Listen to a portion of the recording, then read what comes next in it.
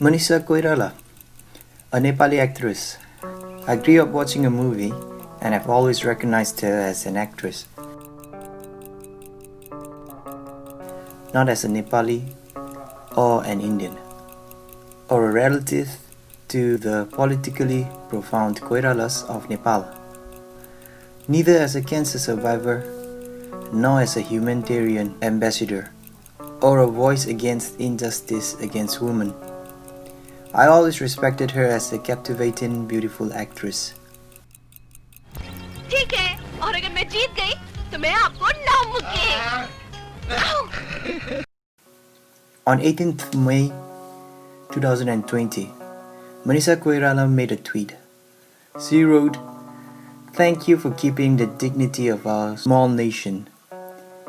We all are looking forward for a peaceful and respectful dialogue between all three great nations now."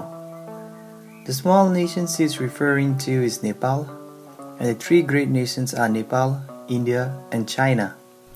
Now comes the most important text of the tweet: dignity. For acknowledging the existence of Nepal, of which she was deprived when India and China agreed to build a trade route across a controversial area without consulting her.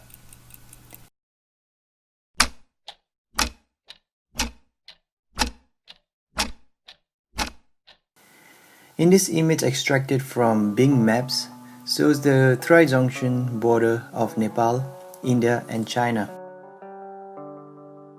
The modern map of Nepal was established by the Sugauli Treaty signed with the British in March 1816. The Sugauli Treaty states that anything east of Kali River is Nepal. This is where we are introduced to the 335 square kilometers of the controversial area of land. Although the land was clearly assigned to Nepal, it was constantly used by East India Company, the British, and sadly, Nepal did not dispute enough to retain the land.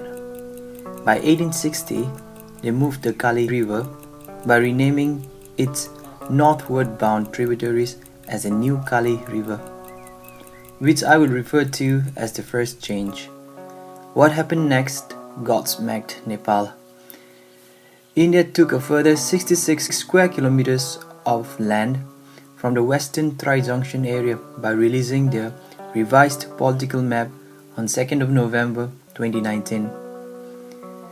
They moved the first change Kali River by renaming its eastward bound tributaries as the New Kali River, which I will refer to as the second change. It's not that India wasn't aware of Nepal's claim to the land. The late Prime Minister of Nepal, Girija Prasad Koirala, raised this issue with India during the 2006 India visit, when Indian Prime Minister Manmohan Singh brushed the idea of assuring that it could be resolved later.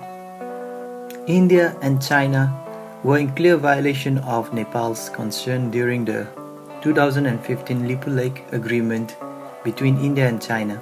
Neither side consulted Nepal before that agreement.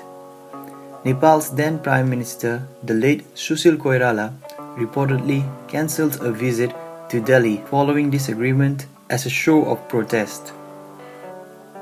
The first thing I thought to do was gathering historical maps to support the narrative. I managed to get all maps from Old Maps online and compared with Bing Map. Following our relevant comparisons. The first one, this is the 1835 map published in London. From this map, it is obvious how the Kali River is flowing towards the west, evidently considering the original Kali River. This is the 1851 map published from New York, Same thing goes for this map. The obviousness of how Kali River and the border of Nepal is flowing towards the west, also considering the original Kali River. This third map is the 1861 published from Edinburgh. Here the border has changed, considering the first change of Kali River, which is heading towards north. We see the original Kali River clearly here as well, being disregarded. The map number 4, this is the 1901 map published in London. I had to tilt this map to match the Bing map as closely as I could. But the big takeaway is how the border now doesn't head towards the west at all in this tri-junction. Finally, the 1927 US Army and the 1967 USSR maps. Added this couple of maps just out of interest. The one on the left is the US Army's and the right is USSR. What is most interesting is on the USSR map, the original Kali River is still recognized as such. The key takeaway from looking through these maps is it's debatable which portion belongs to Nepal and which to India. It is definitely a very controversial area, and I will repeat again, India and China were in clear violation of Nepal's concern, creating an agreement without Nepal's consultation. Here's the thing, India is a superpower country of the world.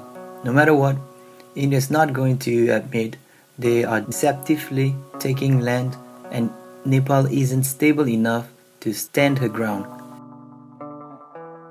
But amidst this treachery and injustice, we can still hope for, in the words of Manisha, a peaceful and respectful dialogue.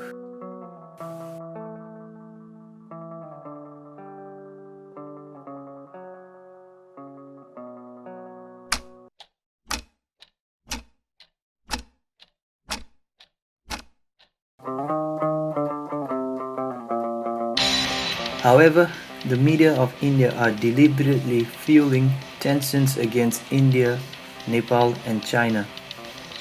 ABP News of India on the 20th of May 2020 broadcasted a response to Manisha's tweet. This is how they opened the session. खाते भारत का है, गाते चीन का है। इसी खबर का रुख कर लेते हैं। भारत में फिल्मों से मशहूर ही अभिनेत्री मनीषा कोइराला ने She is saying that Manisha Koirala is fed by India but preached for China, inconsiderately inflicting anger on Nepalese citizens for Indians, accusing a woman who is amidst highness bravely speaking for an ignored nation. Nepal के विवादित नक्शे पर नेपाल का पक्ष लिया है। Is it not her choice to support Nepal? I mean, does she not have a right to her opinion? दरअसल मनीषा कोइराला का अगर आप ट्वीट देखें तो बकायदा उन्होंने कहा है कि जो दावा नेपाल की कैबिनेट ने नए मैप के जरिए किया है वो ठीक है। मनीषा कोइराला यही नहीं रुकी, वो तो आगे जाकर ये कह गई कि अच्छी बात है कि अब 3 देश मिलकर इस मुद्दे पर बात कर सकते हैं। 3 देश मतलब भारत, नेपाल और चीन। The presenter is smiling at the idea of 3 countries having a sit down and coming up with a resolution. Wouldn't it be nice if opinions could be discussed? However, it's clear that they despises the idea. They intend to stir up conflict as that is more interesting than reporting boring facts.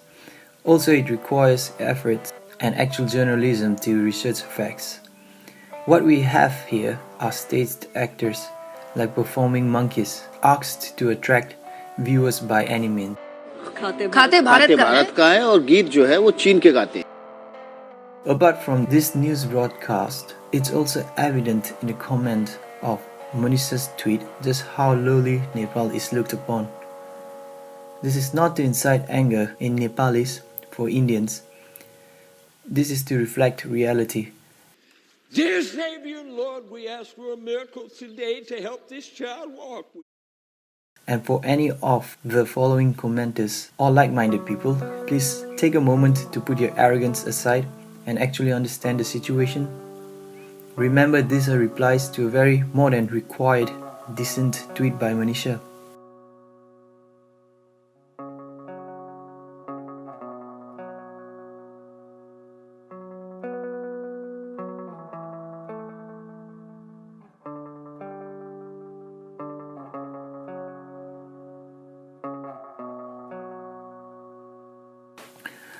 Raj Indian replied, Manisha, very soon Nepal will be under capture of China. Now India shouldn't help Nepal, and India should strongly oppose map which is released by Nepal. The threat of Nepal being captured by China is a commonly occurring theme when it comes for Indians to dominate Nepalis. Since the Indian and the retarded few isn't bothered to fact check, they decide China is also a neighboring nation and is strong, so if Nepal isn't under us, it has to be under China. Okay, now let's look at this guy named Storm Nation. We support thousands of Nepalis with their livelihoods. You come here for studies, work, and tourism. Don't undo this friendship. We won't lose anything, but you will. This kind of reply serves one purpose, reminds us that the world is full of self-absorbed, egoistic, dependent maggots. How about being capable of taking care of your own nationals first? Your probable response will be that it's not your fault but the government's. Well, so is everything else. Do not take credit for something you did not do, and please understand, the world operates under migration systems. If you get out of your confined head space a little, you might understand. Prabhat Yadav. Dignity of Nepal was always secure with India. Nepal-India always shared common culture, history, till some Maoists came in power and started dancing on China's tune. Diplomacy is not a dirty word. No point has the Nepalese government been in favor of China over India, less during the desperate situation of 2015 economic sanction on Nepal, stating the obvious, inflicted by India.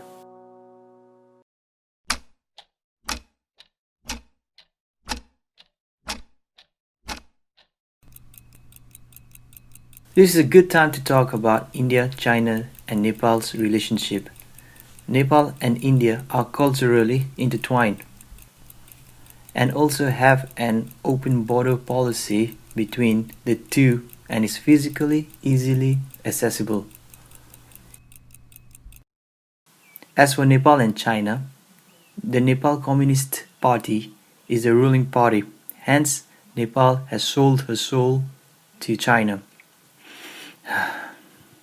Okay, this is what the Indian Army Chief would have you believe. Do not see any contradiction in that at all.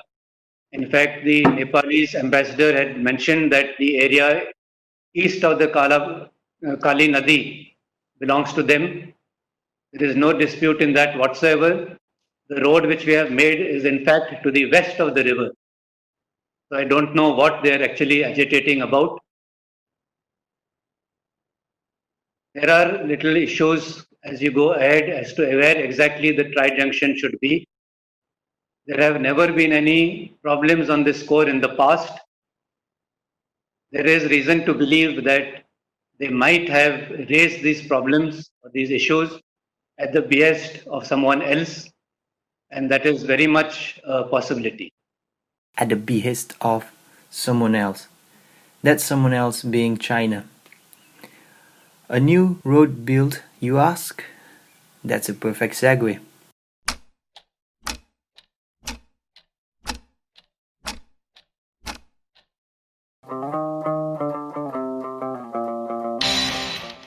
The tension between China and India is rising, and caught in between is Nepal.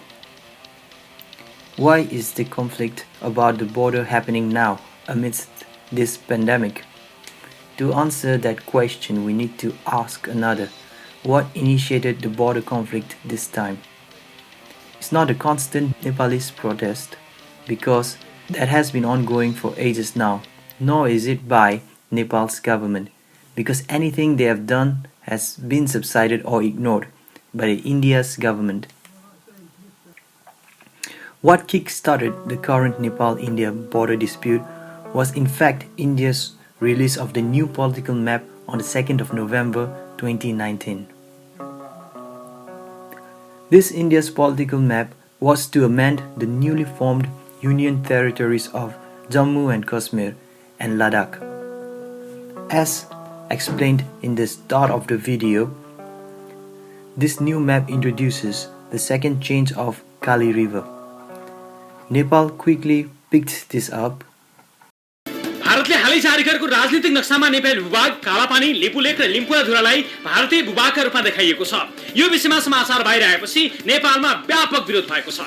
सामाजिक सञ्जालदेखि विभिन्न राजनीतिक दलहरूले नेपाली भूभाग भारतको नक्सा भित्र पारेको विषयमा नेपाल सरकारको जवाब समेत मागेका थिए। लिपुलेख हाम्रो हाम्रो हाम्रो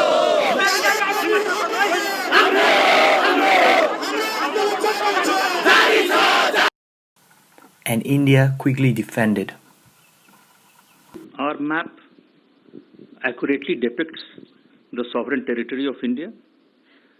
The new map has in no manner revised our boundary with Nepal. The boundary delineation exercise with Nepal is ongoing under the existing mechanism. We reiterate our commitment to find a solution through dialogue in the spirit of our close and friendly bilateral relationship. I mentioned the 2015 Lipulekh agreement between India and China, which renewed India's Mansarovar pilgrimage connection. Let's look at what the Mansarovar pilgrimage connection is. As the picture shows, it is a route to Mount Kailas, which India intends to build. Mount Kailas is an unscalable sacred site for various religions. But what do we have here? The route is crossing through Nepal. Well, it won't after the release of the 2nd of November political maps, which depict the second change of Kali River, in turn making the land part of India. So after 6 months, we get an announcement that new road for Kailas Mansarovar pilgrims is ready. Caution, that is a clickbait title. It's not really ready, but what remains is only 4 kilometers to Lipulekh Pass, which is due to finish by the year's end. Anywho, India makes a deal to open new bilateral trade route with China in 2015, releases a new map in 2019, and roads are being built on land now they claim is their own by the end of 2020. Where is Nepal in all this? Is it not obvious that India had planned to take the land all along? Imagine the amount of public support the Hindu nationalist Indian Prime Minister Narendra Modi will get for opening the route to one of Hindus' holiest sites.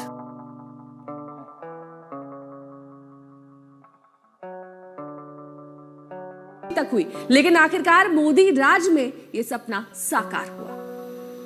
First, we have the Memorandum of Understanding on opening new route for Indian official pilgrimage Kailash Mansarovar Yatra to the Tibet Autonomous Region of the People's Republic of China.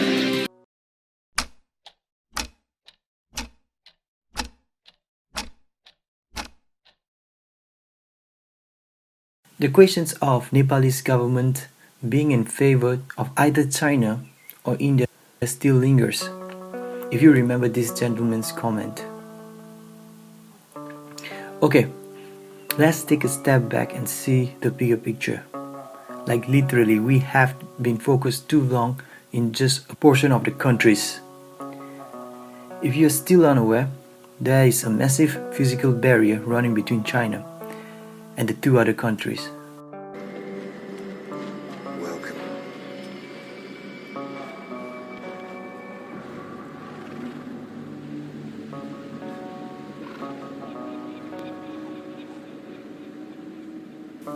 The best way to tackle the confusion of whose side Nepal's government is, I feel, is by deciphering the accusation of Indian Army Chief implying Nepal objection to the new road being built as China's influence. He is perhaps saying this on the basis that Nepal and China have been working together more since late 2015. Ah yes, 2015 was a terrible year for Nepal. Earthquake then followed by India's economic sanction which the Nepal's 2015 constitution and the Nepal's protest on India-China bilateral Lipulekh trade deal might have influenced.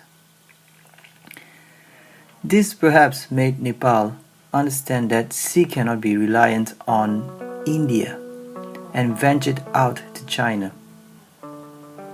The Nepali Congress and Maoist coalition government that took power in 2016 should have increased Chinese engagement, but really the most influence that China had on Nepal was establishing the Nepal Communist Party (NCP) as a ruling party by 2018.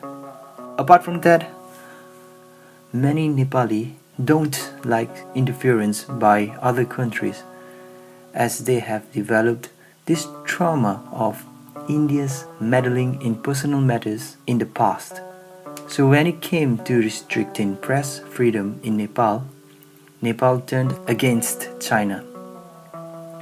The whole theme of why Nepal is angry is because she is feeling belittled as India and China created an agreement to build a road without Nepal consultation on land that Nepal believes is hers. So logically, when the road is being built, Nepal will be as angry at China as she will be with India because it's their agreement. So shouldn't China and India be working for that road to be finished while Nepal be protesting about it? The only thing I can think of is that the Indian Army chief is probably jealous of the China-Nepal railway agreement of 2018. The Chinese leader said the two sides set an example of friendly exchanges between neighbors. He called for building a trans-Himalayan connectivity network of highways and rail links between the two nations. Bhandari called Xi's visit historic. It's the first for a Chinese leader in more than 2 decades.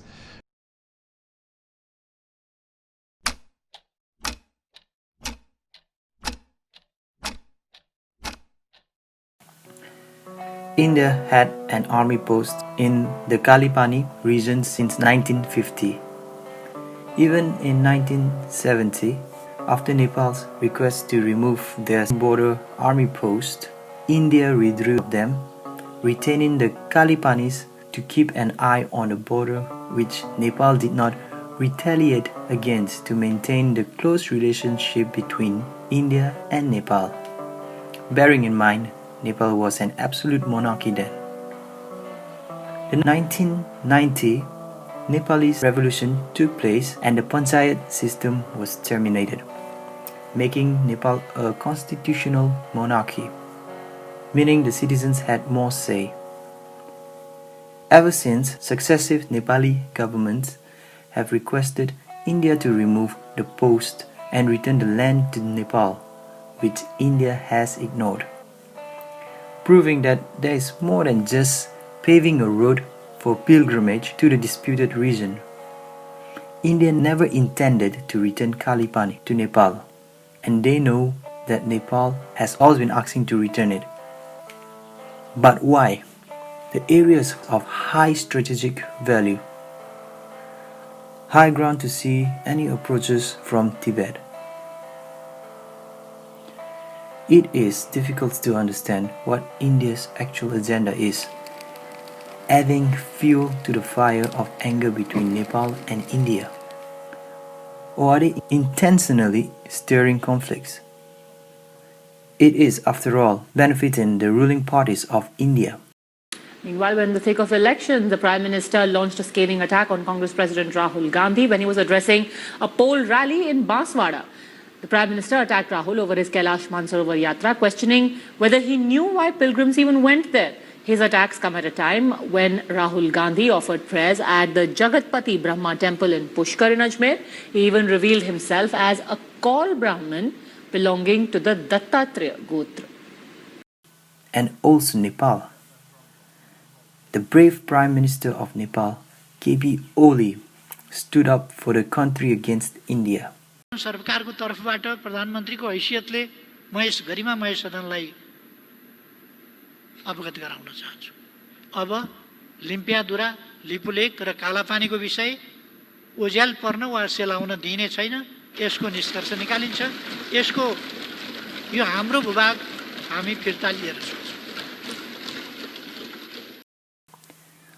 Or maybe India had enough of Nepal's constant bickering to return their land back and decided on an ultimatum. Shut up about it or we'll push you into the fire together with China.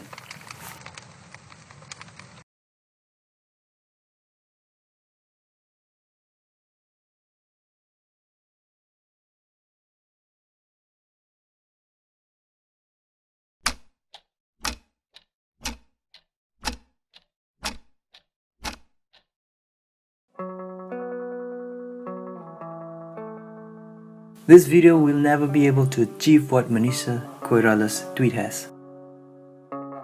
The words used in the tweet are simple, yet every word holds so much value. Thank you. A reminder of how Nepal is pulled along by India's string.